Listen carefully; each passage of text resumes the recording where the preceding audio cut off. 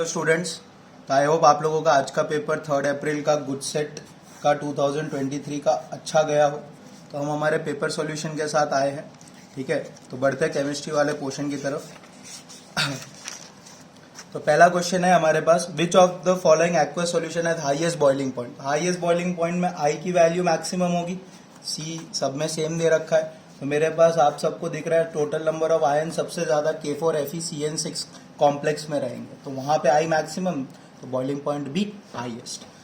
We have three aqueous solution of sodium acetate labeled as A, B and C with concentration 0.1 molarity, 0.01 molarity and 0.001 molarity respectively. The value of Ventov factor for this solution will be of order.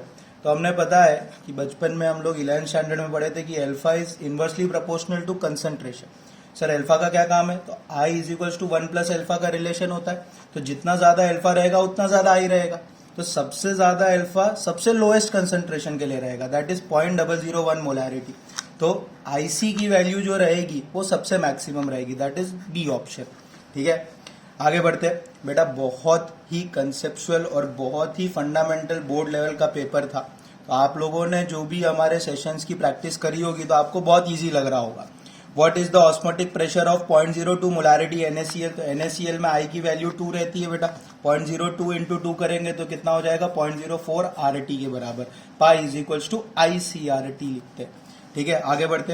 Resistance of a conductivity cell filled with 0.1 molarity KCl is 100 ohm and the conductivity of solution is 1.29 siemens metre inverse. Then what will be the value of conductivity cell constant. Cell constant यानी वो L/A ढूंढने को बोल रहा है। तो हमारे पास L/A का जो रिलेशन रहता है वो डायरेक्टली किसके बराबर होता है बेटा, जो भी कंडक्टिविटी दे रखी है इनटू जो भी वैल्यू ऑफ रेजिस्टेंस उसको हम मल्टीप्लाई कर देंगे। ठीक है, तो जो हमारे पास रेजिस्टेंस है वो 100 है, कंडक्टिविटी 1.29 है, पर ध्यान देने बात है कि मीटर इनवर्स है, मीटर इनवर्स है। हमें चाहिए सेंटीमीटर में, तो इसको 10 की पावर -2 से मल्टीप्लाई कर देंगे। -2 और 100 कट गया तो क्या बच गया बेटा 1.29 सेंटीमीटर इनवर्स। ठीक है, आगे बढ़ते हैं नेक्स्ट पार्ट पे। विच of the following is correct Nernst equation.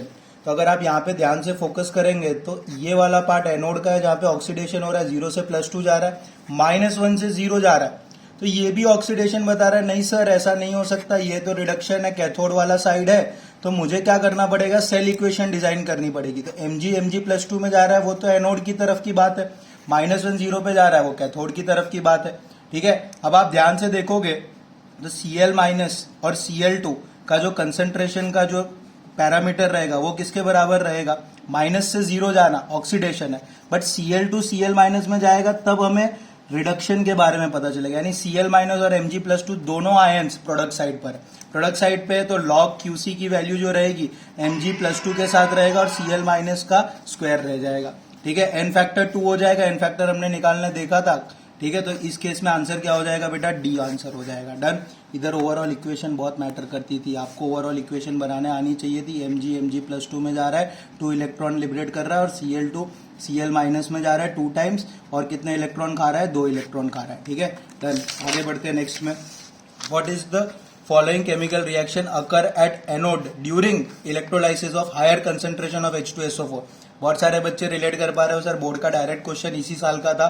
तो हायर कंसंट्रेशन में H2O8 -2 लिबरेट हो रहा होता है, तो SO4 H2O8 -2 में जा रहा होता है। ठीक है, प्रोडक्ट ऑफ इलेक्ट्रोलाइसिस का कंसेप्ट हो गया।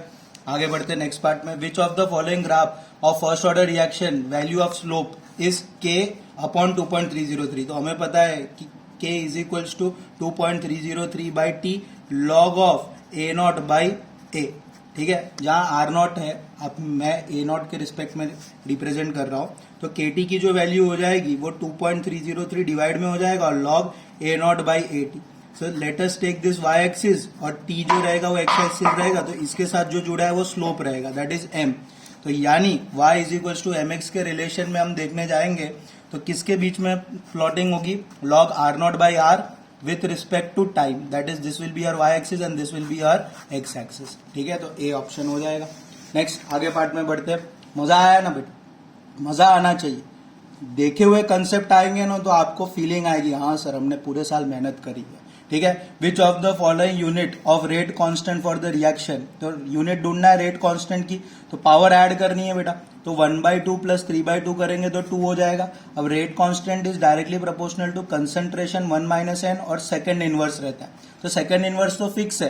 कंसंट्रेशन में ऑर्डर क्या आ रहा है, 2 आ रहा है ओवरऑल ऑर्डर, तो कंसंट्रेशन 1 माइनस 2 करेंगे तो कंसंट्रेशन -1 हो जाएगा। अब कंसंट्रेशन खुद किसके बराबर होता है, mole litre inverse, mole litre inverse, उसका इनवर्स करेंगे तो लीटर मोल इनवर्स, और सेकंड इनवर्स तो फ्री में आता ही है, हर रेट कांस्टेंट में सेकंड इनवर्स फ्री में ही मिल रहा होता है, ठीक है। A reaction is of first order A and B, ठीक है, A is first order and second order in terms of B, what will be the rate of reaction if the concentration of B is increased to 2 times।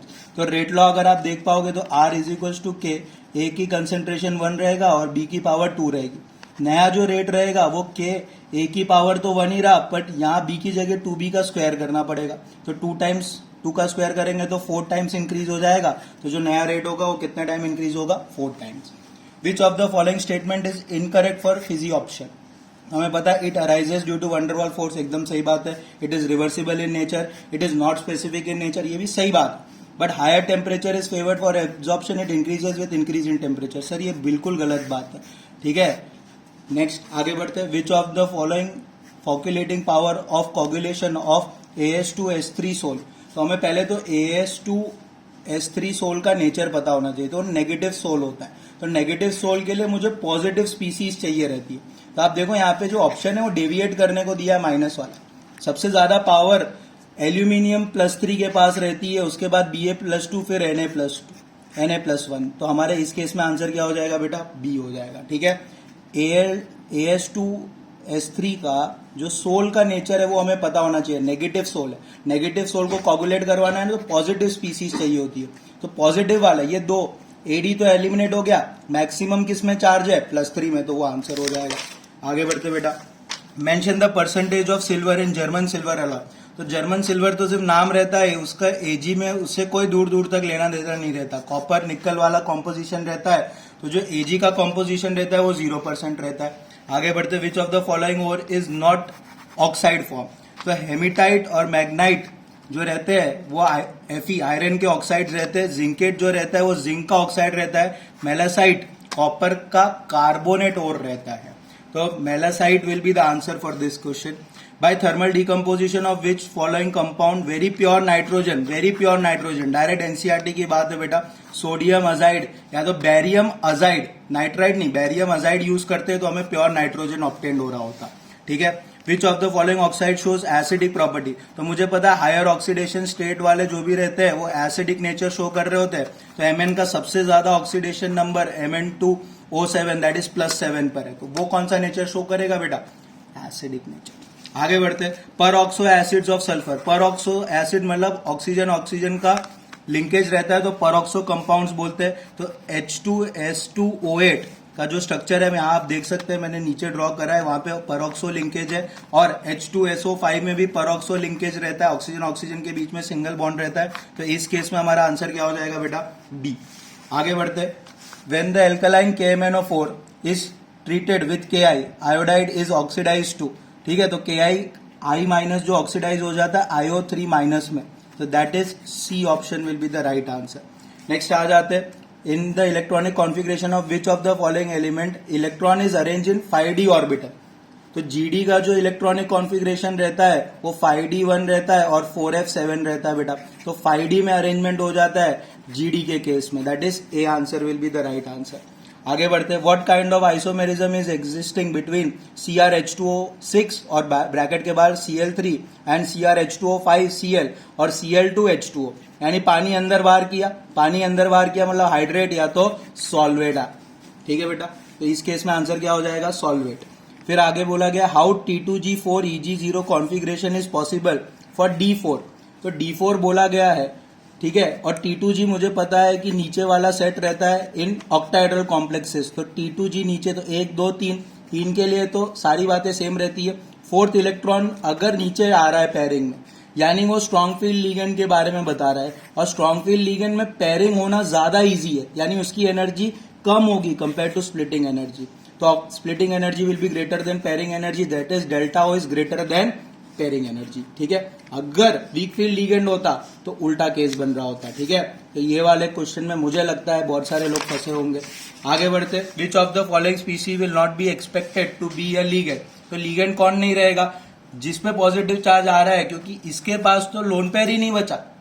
तीन bond तो nitrogen ऐसे ही बना रहा होता है, जब लोन पेयर रहता है तो वो H+ के साथ इंटरेक्ट कर दिया तो NH4+ बना है, no lone pair remaining, that is NH4, ammonium ion will not act as a ligand. आगे बढ़ते, which the following results are under the reaction S+ nucleophile product by the mechanism this reaction occurs. कौन से mechanism से ये reaction occur होती है, तो ध्यान से देखेंगे। तो हमने ये क्वेश्चन एनसीईआरटी की मॉड्यूल्स में देखा है कि जब भी मुझे ऑर्डर निकालना होता है, तो लेट से अगर मुझे एस का ऑर्डर निकालना है तो न्यूक्लियोफाइल कौन सी दो जगहों पे सेम है वो देखना है, तो फर्स्ट और सेकंड केस में। तो अगर आप ध्यान से देखो तो मुझे एस का ऑर्डर नहीं पता तो एक्स मान लेते, तो 0.1 अपॉन 0.2 की होल पावर एक्स और 2.2 डिवाइडेड बाय 4.4 करेंगे, तो बेटा ये 1/2 का रिलेशन आ रहा है और ये भी 1/2 की पावर x, तो x की वैल्यू क्या होगी कि 1/2 आ जाए तो 1 होगी। तो सर s का ऑर्डर क्या रह जाएगा, ऊपर 1। उसी तरीके से न्यूक्लियोफाइल का ऑर्डर निकालना है तो s कहाँ पे सेम है वो देखना है, तो फर्स्ट और थर्ड एक्सपेरिमेंट में। तो यहाँ पे भी 0.1 डिवाइडेड बाय 0.2, लेट से इसकी जो ऑर्डर है वो y है, ये किसके बराबर हो जाएगा बेटा 2.2 डिवाइडेड बाय 4.4, यहाँ पे भी आ गया तो 1/2, तो 1/2 की पावर y, तो y की वैल्यू कितनी हो जाएगी 1। तो अब ओवरऑल रिएक्टेंट साइड दोनों है, तो ओवरऑल ऑर्डर 1+1 कितना हो गया बेटा 2, दैट इज SN2 रिएक्शन। ये बात क्लियर है। आगे बढ़ते, which one of the following can be prepare Cl2F2 फेरॉन 12 from CCl4। Fluorine को ऐड करना रह रहा है बेटा, स्वार्ट्ज रिएक्शन AgF के प्रेजेंस में, डन। आगे बढ़ते हैं, तो बेटा नेक्स्ट क्वेश्चन पे बढ़ते हैं। How much gram of ethanol is required to obtain 280 ml of dihydrogen at STP by the reaction of ethanol with sodium metal. तो C2H5OH को सोडियम के साथ जब ट्रीट कर रहे हैं तो C2H5ON है, ठीक है, एल्कोक्साइड बनता है और कौन सी गैस लिबरेट हो रही होती है, H2। अगर आप रिएक्शन को बैलेंस करोगे तो आगे हाफ H2 आ जाएगा, तो यानी एक मोल से कितने मोल बन रहे हैं 1/2। अब STP कंडीशन पे 280 उसका वॉल्यूम दे रखा है, तो बचपन में हमने पढ़ा है कि volume in litres divided by 22.4 वो मोल्स बता देगा। तो जब मैं 280 ml का कैलकुलेशन करूंगा तो मेरे पास 0.0125 मोल्स आ जाएंगे। आप कैलकुलेट कर लेना, यहाँ पे देखो नीचे कैलकुलेटेड ही है, 0.0125 मोल आ जाएंगे। तो अब रिलेशन बोल रहा है कि एक मोल से हाफ मोल H2 मिल रहा है, तो यहाँ x मोल्स होंगे तो इसके कितने मोल मिलेंगे, तो रिलेशन जो आएगा वो 0.0125 को मुझे क्या करना पड़ेगा, ट्वाइस करना पड़ेगा। एक बार वो 2 टाइम्स आ गया, उसको आप उसके मॉलिक्यूलर मास, इथेनॉल का मॉलिक्यूलर मास कितना दे रखा है 46 से मल्टीप्लाई कर देना तो आपको वेट आ जाएगा। तो कितना वेट आ जाएगा बेटा 1.125, ठीक है। ये डायरेक्ट ये प्रोसीजर को आप रिपीट कर लेना। देखो यहाँ पे मैंने मोल्स निकालने की भी बात बताई है directly, 280 divide by 1000 divided by 22.4। आगे बढ़ते, which of the following product is obtained by the reaction of alkoxide ion with 3 degree alkyl halide. तो अगर आपको याद है तो विलियमसन सिंथेसिस में हमने देखा था कि 3 डिग्री होगा तो ओनली एल्कीन मिलेगा। हाँ, अगर 2 डिग्री होता तो शायद एल्कीन और ईथर दोनों मिल सकता था, बट अगर 3 डिग्री है तो ओनली एंड ओनली एल्कीन मिलेगा, क्योंकि रिएक्शन कौन सी करेगा, एलिमिनेशन रिएक्शन प्रोसीड करेगा। कौन सी reaction, elimination, no substitution will be there. आगे बढ़ते बेटा, which of the following alcohol undergo dehydration reaction with copper. Dehydration, तो एनसीईआरटी में हमने डायरेक्टली बात पढ़ी थी, 1 डिग्री एल्कोहल जो रहता है वो कॉपर के प्रेजेंस में ऑक्सीडाइज होके एल्डिहाइड में जाता है, 2 डिग्री वाला कीटोन में जाता है, पर 3 डिग्री वाला ना एल्डिहाइड ना कीटोन, तो किस में जाता है सर, तो एल्कीन में जाता है। किस में जाता है, एल्कीन में। तो ओनली टर्शियरी एल्कोहल जो रहेगा वो डिहाइड्रेशन करेगा, डिहाइड्रेशन करके क्या बनाएगा, एल्कीन बनाएगा। 1 डिग्री और 2 डिग्री वाले ऑक्सीडेशन करेंगे। ओके बेटा, तो इस केस में आंसर क्या हो जाएगा, ओनली टर्शरी, ओनली टर्शरी। फिर आ जाते हैं, which one is the common name. ये क्वेश्चन बहुत बार आ चुका है, एक्रोलिन बोलते हैं, इसका कॉमन नेम क्या रहता है, CH2 double bond CH CHO, इसको कॉमनली क्या बोला जाता है, एक्रोलिन बोला जाता है बेटा। आगे बढ़ते हैं नेक्स्ट पार्ट में। तो ऐसे टाइप का भी क्वेश्चन हमने कर रखा है जहां पे एसिडिक स्ट्रेंथ बताना रहता है। तो एसिडिक स्ट्रेंथ में देखो, याद करो मैंने भी बताया था तब कि नाइट्रो ग्रुप में खेलना है। नाइट्रो ग्रुप मतलब बेटा NO2 ग्रुप रहता है, 1 2 3 4 NO2, और बेंजोइक एसिड मतलब COOH। तो nitro group -M effect show करता है, यानी एसिडिक स्ट्रेंथ बढ़ाएगा, ठीक है। मिथॉक्सी मतलब होता है OCH3, +M इफेक्ट शो करता है, एसिडिक स्ट्रेंथ डिक्रीज करेगा, और बेंजोइक एसिड ना बढ़ाएगा ना घटाएगा, तो ज्यादा अच्छा है ना घटाने वाले से। तो ऑर्डर क्या हो जाएगा, सबसे अच्छा एसिडिक कौन रहेगा बेटा, first followed by benzoic acid, and then last will be second one. Done. आगे बढ़ते बेटा. Which of the following compound does not give Cannizzaro reaction? Cannizzaro reaction. Cannizzaro reaction मतलब अल्फा कार्बन हो चलेगा बट अल्फा हाइड्रोजन ना हो. Alpha carbon ना हो तो सोने पे सुहागा ही. अल्फा कार्बन ना हो तो बहुत ही अच्छी बात है. डिस्प्रपोर्शनेशन रिएक्शन होता है कैनिजारो. वो डिस्प्रपोर्शनेट करके अपने आप को अल्कोहल और एल्डिहाइड कार्बोक्सिलिक दोनों में कन्वर्ट कर रहा होता है. तो अगर आप यहां ध्यान दो तो इस केस में अल्फा कार्बन तो है बट अल्फा हाइड्रोजन प्रेजेंट नहीं है. कैनिजारो शो करेगा. सिमिलरली यहाँ पे भी अल्फा कार्बन है पर अल्फा हाइड्रोजन नहीं है तो कैनिजारो शो करेगा. ना रहा बास ना बजी बांसुरी, यहाँ तो अल्फा कार्बन ही नहीं है तो ये भी कैनिजारो करेगा. तो ऐसे ही आप ऑप्शन पिक से भी देख सकते हो कि डी आंसर रह जाएगा. यहाँ अल्फा कार्बन भी है और अल्फा हाइड्रोजन भी है. सही है. ये कौन सी रिएक्शन करेगा? एल्डोल करेगा. आगे बढ़ते बेटा. Which of the following compound give Hoffmann bromide degradation? Happy birthday. Happy birthday. ठीक है. हॉफमैन ब्रोमाइड डिग्रेडेशन तो आपको याद होगा तो आर या तो A R aromatic ring CO pi NH2. ये लोग Br2 के साथ NaOH मीडियम में क्या देते थे? प्राइमरी अमाइन देते थे RNH2. इसी रिएक्शन को क्या बोलते थे? Happy birthday sir. Happy birthday. ठीक है. हॉफमैन ब्रोमाइड डिग्रेडेशन तो ArCONH2. ठीक है. CO मतलब CO पाई वाला बॉन्ड है. ओके. आगे बढ़ते. Benzene diazonium chloride reacts with phenol in basic medium to give a product. तो डायजोनियम क्लोराइड है, फिनॉल के साथ रिएक्शन कर रहा है तो डाई बनाएगा. डाई का स्ट्रक्चर कैसा रहेगा? N double bond N. फिर यहाँ पे बेंजीन जुड़ा रहेगा और यहाँ क्या आ जाएगा बेटा? OH. तो उसने पूछा है सिग्मा और पाई बॉन्ड कितने. तो पहले तो मैं अपने ऑप्शंस को सेव कर लेता हूं. सेव मतलब क्या होता है कि मैं पाई बॉन्ड्स लेस रहते हैं तो उनको इजीली कैलकुलेट कर सकते हैं. एक बेंजीन एक रिंग में, बेंजीन रिंग में 3 है, इधर में 3 है और नाइट्रोजन में 1 है. तो total number of pi bond कितने रहे बेटा? 7 रहे. ठीक है. अब नेचुरल सी बात है 7 वाले 2 ऑप्शन है बट 16 सिग्मा बॉन्ड आप देखोगे तो नहीं पॉसिबल है. आप गिन लेना तो 26 सिग्मा और 7 पाई विल बी द आंसर. ठीक है. आगे बढ़ते. Methyl amine reacts with HNO2 nitrous acid. ठीक है. डायजोटाइजेशन का रिएक्शन हो जाएगा. CH3NH2 को HNO2 के साथ रिएक्शन करते हैं तो ये एलिफेटिक डायजोनियम ग्रुप देता है जो बहुत ज्यादा अनस्टेबल रहता है. वो सॉल्यूशन में खुद से पानी के साथ रिएक्शन करके अल्कोहल बना देता है CH3OH. तो बेटा आंसर क्या हो जाएगा? CH3OH. डन. आगे बढ़ते. Which of the statement is true for glucose? Is not correct for glucose. कौन सा स्टेटमेंट नॉट करेक्ट है? ठीक है. When heated with HI it gives N-hexane, ये बात सही है. एल्डोहेक्सोज रहता है. It reacts with hydroxyl amine, ये भी बात सही है. इट कंटेन्स फुरानो स्ट्रक्चर, ये गलत बात है. 6 मेंबर्ड रिंग रहती है बेटा. कौन सी रहती है? 6 मेंबर्ड रिंग रहती है. आगे बढ़ते. Which base is not present in DNA? बहुत बार ये क्वेश्चन रिपीटेडली आ चुके हैं बोर्ड में, गुड सेट में. तो ये इसका आंसर डायरेक्टली बहुत सारे बच्चों को पता होगा कि यहाँ पे क्या आंसर रहेगा? यूरेसिल रहेगा. फिर नेक्स्ट आगे बढ़ते.